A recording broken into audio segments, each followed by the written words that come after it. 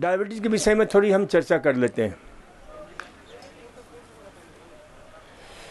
और फिर ये चर्चा हम करते हुए आपको बता दें कि फिर आपको डायबिटीज़ के लिए इधर उधर भटकने की आवश्यकता नहीं होगी यदि आप करोगे तो,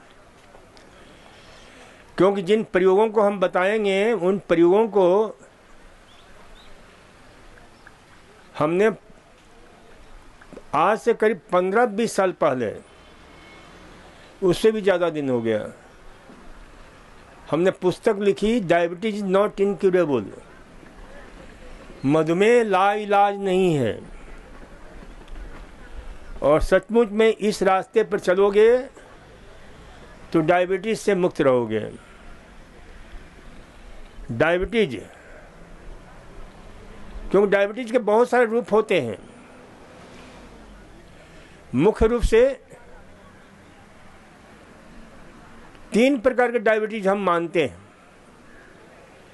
एक diabetes mellitus, diabetes insipidus and auto immune diabetes, जिसको बोलते हैं इंसुलिन डिपेंडेंट डायबिटीज।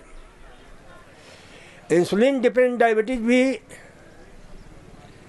कई प्रकार का होता है।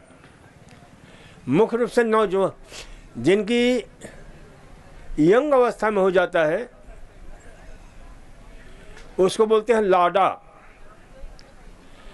Latent autoimmune disease of adulthood.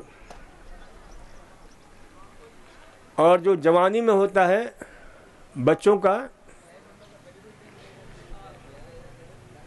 यानी autoimmune disease of diabetes of juvenile children.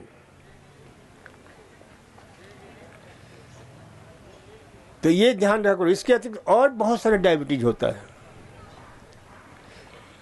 जिसमें मोडी है, matured young, onset diabetes of young. तो मोडी,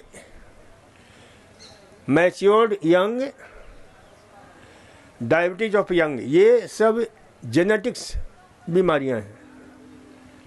और भी कई इस प्रकार की जो है ना, तो ध्यान रखो कि इन सारी डायबिटीज में जो सबसे प्रमुख कारण होता है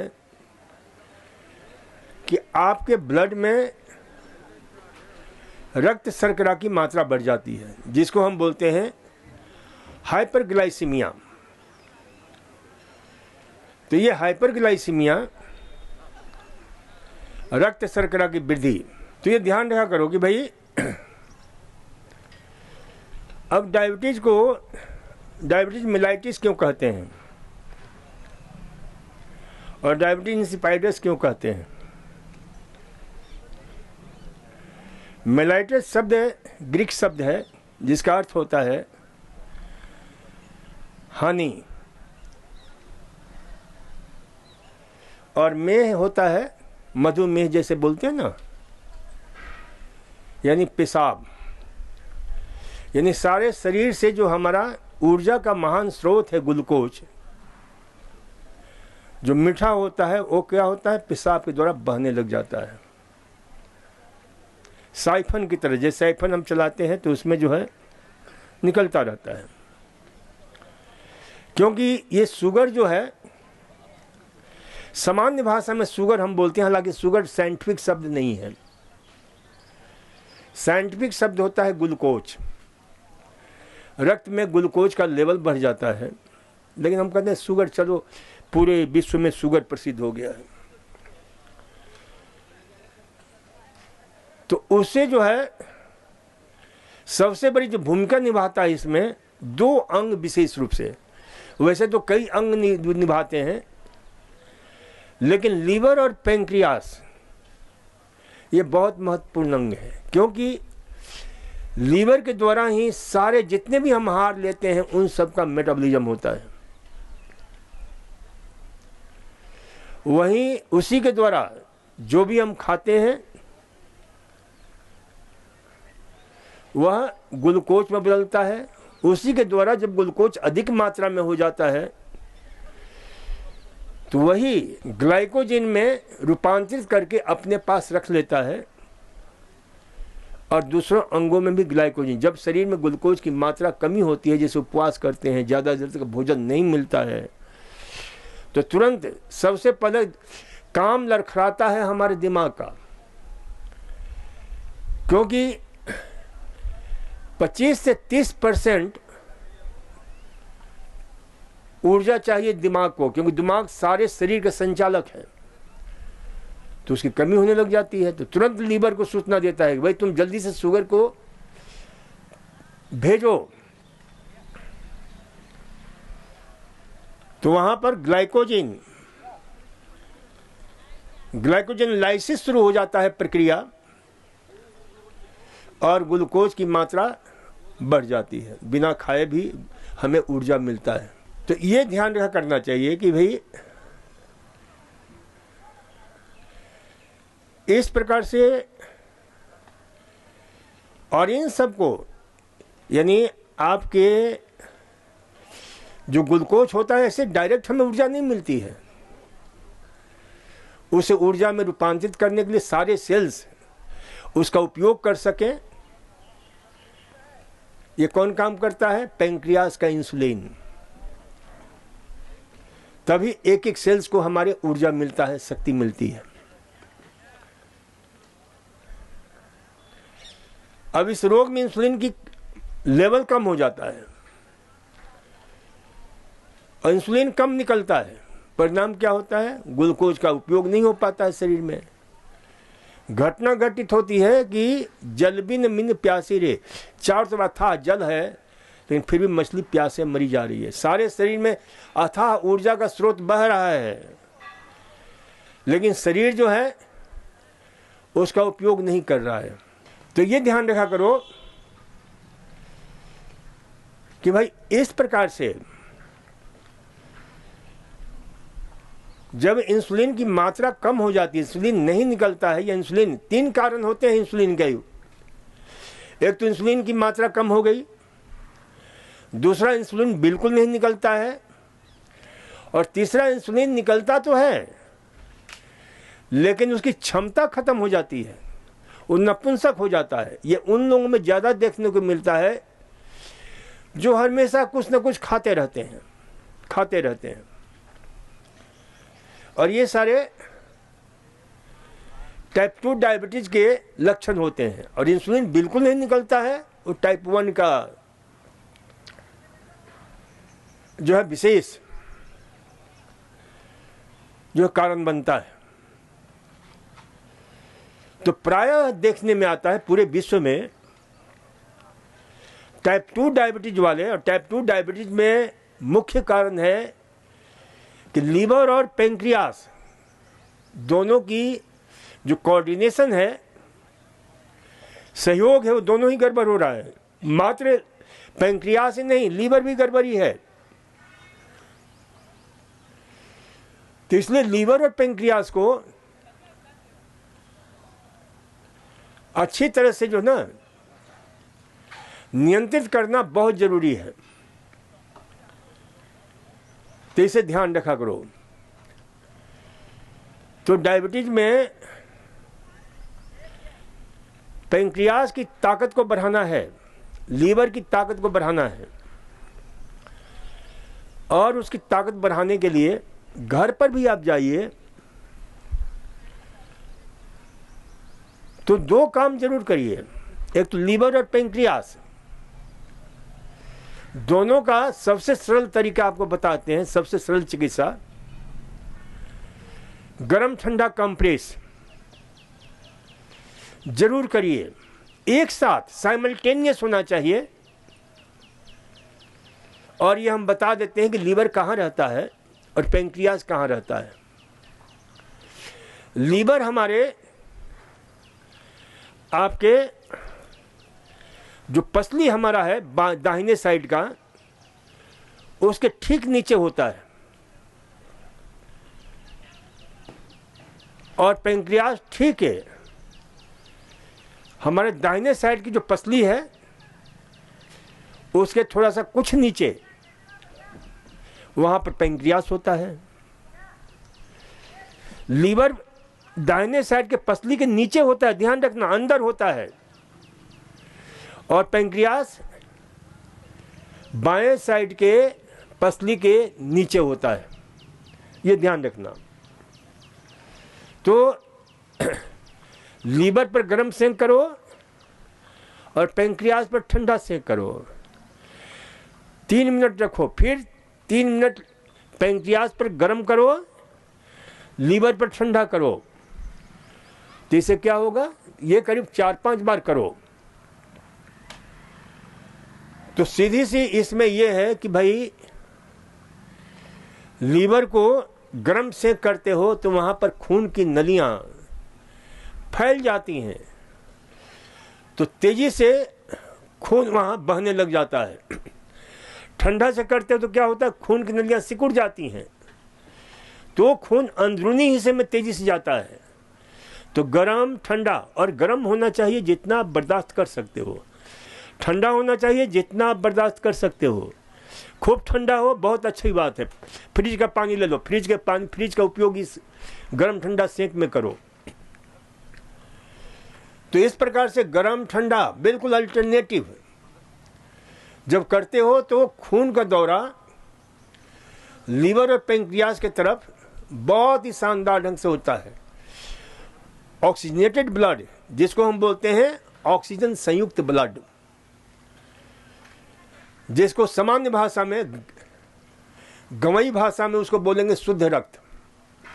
हालांकि शुद्ध रक्त शब्द गलत है। वो शुद्ध रक्त के बदले क्या बोलेंगे, जो ऑक्सीजन से भरा हुआ है, लदा हुआ है, ऑक्सीजन से भरपूर है, इसलिए उसको बोलते हैं ऑक्सीजनेटेड ब्लड। तो वहां पर खून जो है ऑक्सीजन संयुक्त ब्लड जो है पहुंचता है। तो इस प्रकार से जो है वहां उन अंगों को भरपूर पोषण मिलता है। क्योंकि एक सूत्र हमेशा याद रखो, where there is flow there is glow. जहां फ्लो होगा वहां ग्लो रहेगा। और ग्लो का अर्थ सिर्फ चमक ही नहीं होता है, चमक भी बहुत सुंदर अर्थ है। ग्लो का अर्थ है स्वास्थ्य होता है, ग्लो का अर्थ सौंदर्य होता है, ग्लो का अर्थ है शक्ति होता है। ग्लो का अर्थ यानी ग्लो का अर्थ ही है कि शरीर में ऑक्सीजन का प्रवाह बहुत अच्छी तरह से हो रहा है।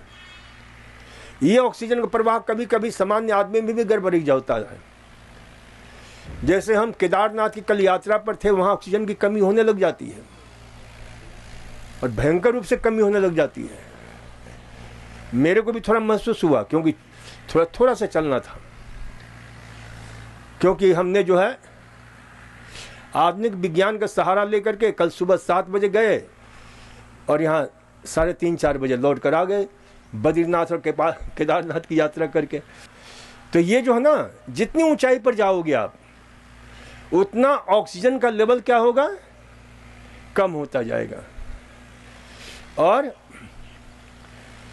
तो ये ध्यान रखना चाहिए कि भाई, लेकिन उसमें एक चीज सबसे, प्राकृतिक योग चिकित्सा वहां भी बहुत कमाल का काम करता है। जहां भी ऑक्सीजन की सप्लाई होता है तो हमने प्रयोग करना शुरू कर दिया। क्या शुरू किया कि भाई राम आराम का प्रयोग किया हमने।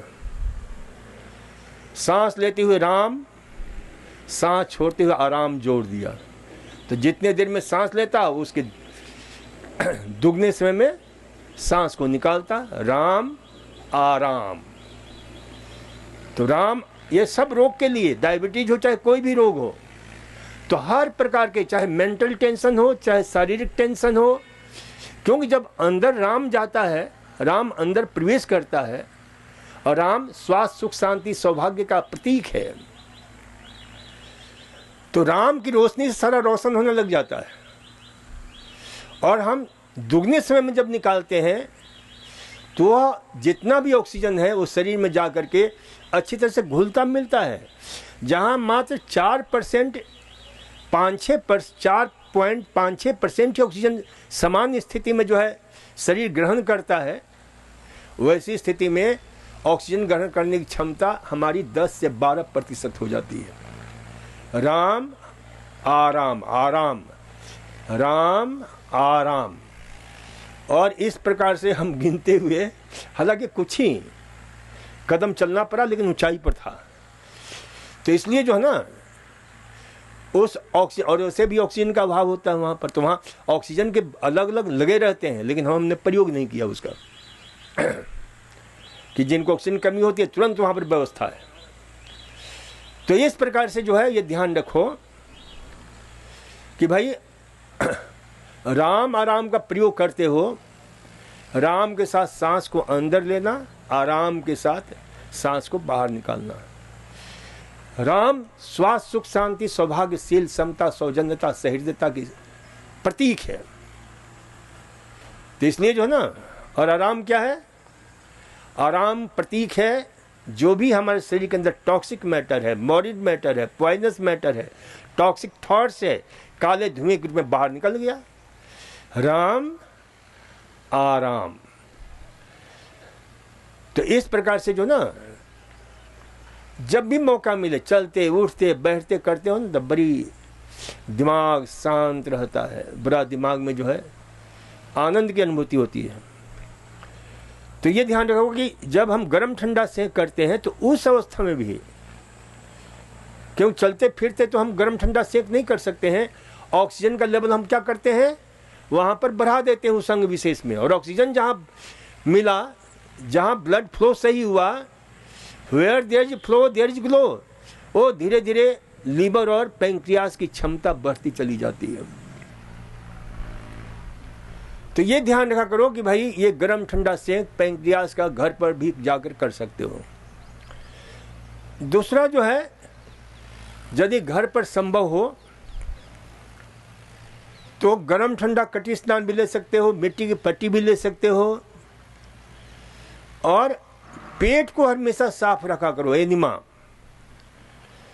और इसमें भी विशेष रूप से मधुनाशनी के या मधु ग्रीट के जो कंपोनेंट्स हैं, जिन तत्वों से निकाल कर बना हुआ है, उन्हीं की छार का यदि लें और नहीं मिलता है तो उसी को जो है, जो टैबलेट में है निकाल करके, या फ्री क्या ना कूट करके, या जो है इसमें है कैप्सूल में है तो उसको तोड़ करके निकाल करके उसको उबाल करके उसका भी ले सकते हो।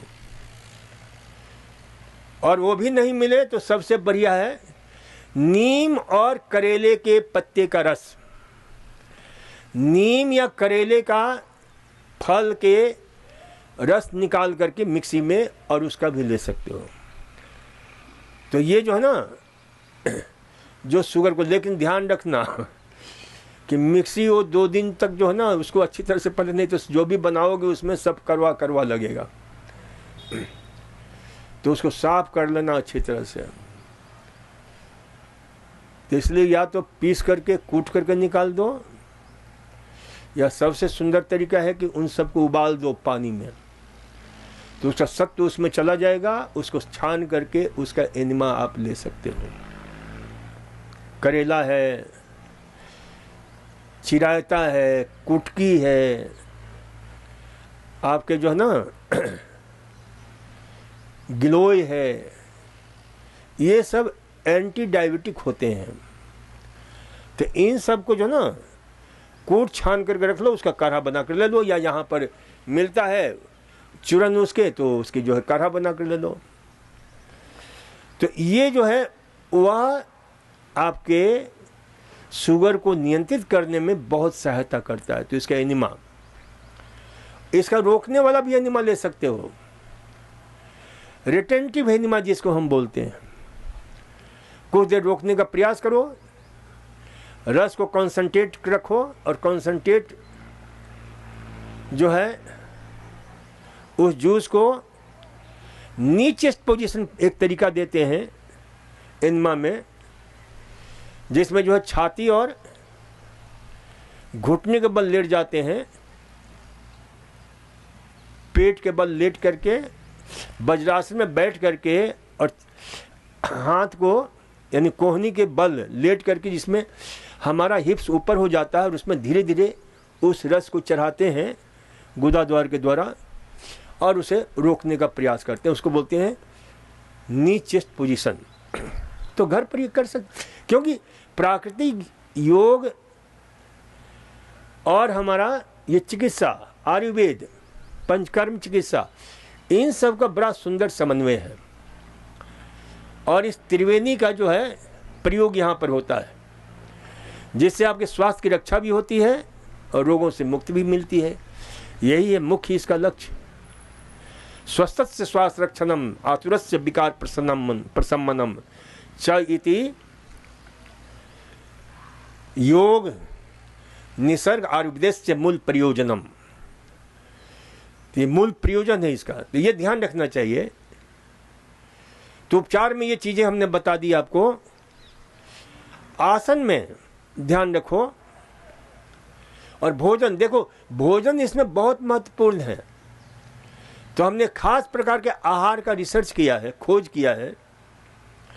उसे जितने भी डायबिटीज रोगी हैं लिख लेना चाहिए उनको, जिसमें 15 अनाज के आटे की रोटी,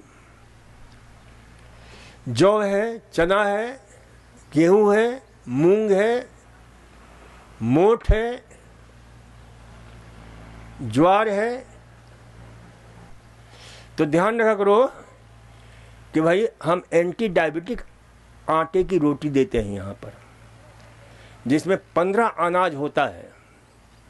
जौ है, चना है, गेहूं है, मूंग है, मोठ है, मसूर है, ज्वार है, ग्वार है, सोयाबीन है, कुल्थी है, अरहर है, राजमा है। ये सब क्या है, इसमें इन सब को मिलाकर हम बनाते हैं। तो इसमें 3 प्रकार की ऐसी दवा हमें मिल जाती है, ये सभी मिला करके बनाते हैं। तो उस दवा का नाम है पॉलीसैकेराइड टर्पेन A5 स्ट्रैट protein, alpha amylase inhibitor oligosaccharides और गैलेक्टोमाइनेस। ये 3 दवा क्या काम करता है? ये आटा क्या काम करता है? तो शरीर में धीरे धीरे शुगर को रिलीज करता है। अचानक जो है ये बढ़ने नहीं देता है शुगर को। ये सबसे बड़ी इसकी खासियत है।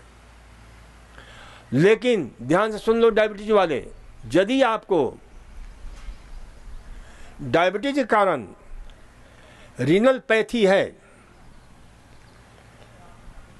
नेफ्रोपैथी है, किडनी फेलियर है, किडनी डिजीज है,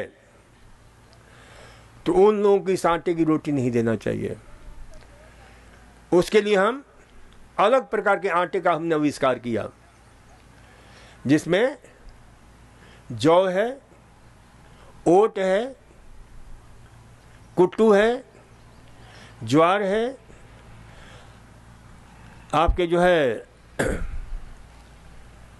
बाजरा है, रागी है, मक्का है, गेहूं है। तो ये 8 प्रकार के अनाज बराबर मात्रा में, जिनको भी किडनी प्रॉब्लम है, चाहे डायबिटीज कारण हो या किसी प्रकार के कारण हो, तो उनको जो है ना ये विशेष प्रकार के आटे की रोटी, और बहुत स्वादिष्ट लगता है। तो इस आटे की रोटी खा सकते हैं आप। इसके अतिरिक्त डायबिटीज के लिए बहुत अच्छा रहता है जो हम यहाँ प्रयोग हम करा रहे हैं, क्योंकि यहाँ जो भी प्रयोग चलता है उसके लिए हमने प्रोटोकॉल बना रखा है कि खाना खाने के पहले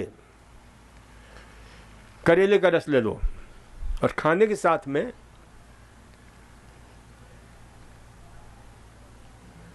मेथी का पाउडर और सरसों, पीला सरसों, जिसको हमने नाम दिया है एलो इंसुलिन। पीला सरसों को हमने एलो इंसुलिन मैं कहता हूं। तो पीला सरसों जो है ना, उसको पीस करके साग सब्जियों में डाल दो, बहुत स्वादिष्ट लगता है। पहले पीले सरसों को जितने मसाले होते थे उसमें पीसा जाता था, और पीला सरसों की सबसे बड़ी खासियत है कि उसमें कई प्रकार के ऐसे इतने शानदार तत्व पाए जाते हैं। हर प्रकार के सरसों में, जिसको बोलते हैं सल्फोराफेन, माइरिसिनेसिस एंजाइम होता है जो उसमें एक तत्व पाया जाता है, ग्लूकोसिनोलेट्स, उसको ट्रांसफर करता है, उसको रूपांतरित करता है सल्फोराफेन में, जो आपके कैंसर जैसे रोगों को भी जो है। इसके अतिरिक्त इसमें सरसों में, ये सरसों क्या है, ये सब एक फैमिली है जिस फैमिली का नाम है क्रूसीफेरस सब्जी, क्रूसीफेरस वेजिटेबल्स। उस क्रूसीफेरस वेजिटेबल में केल आता है, कोलार्ड आता है, आपके मूली आता है, मूली के पत्ते, आपके जो ना जितने प्रकार की गोभियां हैं, ये सब डायबिटीज के लिए परम औषध हैं। चाहे नोल खोल हो, चाहे ब्रोकली हो, चाहे कैबेज हो, चाहे कॉलीफ्लावर हो, चाहे बोक चोय हो। देखो यही सब सब्जियां हम यहाँ उगा रहे हैं। जो विदेशों में पहले मिलता था वो सारी सब्जियों को यहाँ पर उगाया जाता है, रोगियों को दिया जाता है। और ये सब एंटी डायबिटिक होते हैं क्योंकि इसमें बहुत ही महत्वपूर्ण तत्व पाया जाता है। तो ये सारी सब्जियों का प्रयोग करो।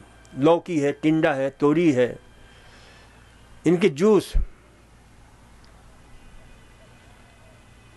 तो डायबिटीज से जो है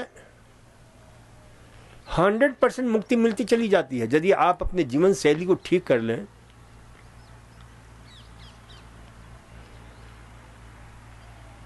तो इसलिए इसे ध्यान रखें।